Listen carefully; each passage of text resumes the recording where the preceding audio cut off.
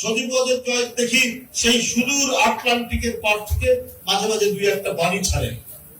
কত কথাই না তিনি বলেছেন। এবং আমি শুধু এখন এই কথাটাই বলবো যে শেখ হাসিনা, আপনার তো সন্তান দুইজন, একটা ছেলে একটা মেয়ে, আপনি তাদেরকে কিন্তু ভদ্রতা, শিষ্টাচারের কালচারও শেখান।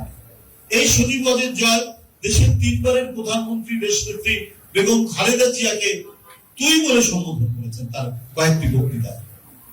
আমরা কোনদিন শেখ হাসিনা এই যে বর্বরচিত তার যে আচরণ, এই যে তার দ্বারা কত নিপীড়ন নির্যাতনের শিকার হয়েছে, আমরা যারা এখানে বসে আছি, এই রবিন শহর থেকে শুরু করে এখানটায় কতবার কারাগারে যেতে হয়েছে, কতবার রিমান্ডে যেতে হয়েছে, মাসের পর মাস শুধু রিমান্ডেই থাকতে হয়েছে, কিন্তু তারপরে শেখ হাসিনাকে আমরা তুই বলে কখনো সম্বোধন করিনি, আপনি বলেই সম্বোধন করেছে সবসময়। কিন্তু এরা এই শেখ পরিবার, এরা ভদ্রতা এবং কালচার এরা শিখেনি, এরা শিষ্টাচার শিখেনি, শুধু ধৃষ্টতা, শুধু অধ্যত্ব আর নিজের অহংকার। এই করতে গিয়ে যখনই এদের পতন হয়েছে, এই পতন হয়েছে অত্যন্ত ভয়াবহ। শেখ হাসিনা পালিয়ে গেলেন, কিন্তু কই ওবায়দুল কাদের যে বললেন, ওর মন্ত্রীরা বললেন, হাসানুল হক ইনু বললেন, তো কিছুই তো হলো না। এই যে পুলিশ এত আক্রমণ করেছে, কয়জন পুলিশ ক্ষতিগ্রস্ত, এটা তো মানুষ একটা বিপ্লবে তো যারা ক্ষতিগ্রস্ত, যারা আক্রান্ত, যাদের ছেলেমেয়েরা শহীদ হয়েছে, তারা তো একবার ঝাঁপিয়ে পড়ার কথা। তারপরে তো একটা আওয়ামী লীগের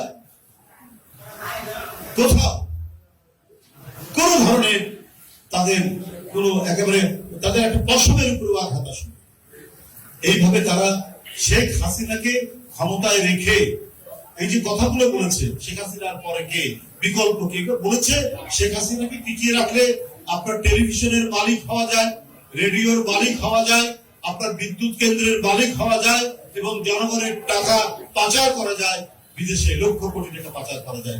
এই কারণে এমন ইস্তাবকের দল, এমন মুসাহাবের দল তারা তৈরি করেছিলেন যে তারা এই সমস্ত কথাগুলো বলেছিলেন।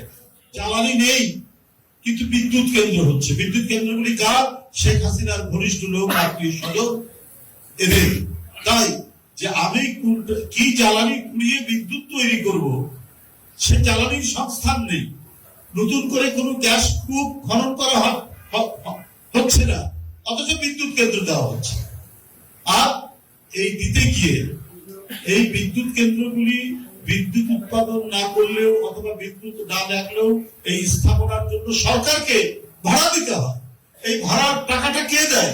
এই জনগণের ট্যাক্স থেকে, এই জনগণের পকেট মার শেখ হাসিনা হাজার হাজার কোটি টাকা, লক্ষ লক্ষ কোটি টাকা বিদেশে পাচার করছে।